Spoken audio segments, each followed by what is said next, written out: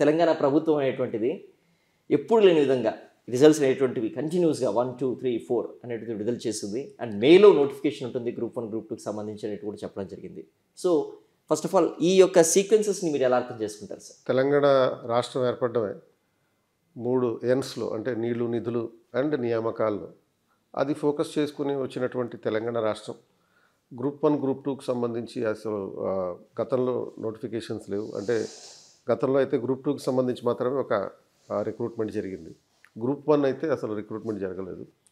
So ఇప్పుడు పూర్తి స్థాయిలో అంటే లాస్ట్ 2024 ఫిబ్రవరిలో ఇచ్చినటువంటి నోటిఫికేషన్ని 1 ఇయర్లో ఎగ్జామినేషన్ కంప్లీట్ చేసి ఎన్ని రకాల కోర్టు కేసులు ఉన్నా కానీ వాటన్నిటిని అధిగమించి పబ్లిక్ సర్వీస్ కమిషన్ ఈ రిక్రూట్మెంట్ కంప్లీట్ చేయడం అనేటటువంటిది చాలా ఆనందకరమైనటువంటి విషయం.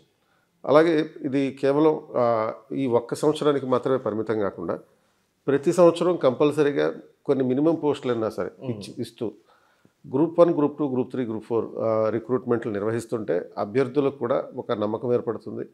అండ్ నిరుద్యోగుల్లో ఉండేటటువంటి ఫ్రస్ట్రేషన్ తగ్గడానికి అవకాశం ఉంటుంది.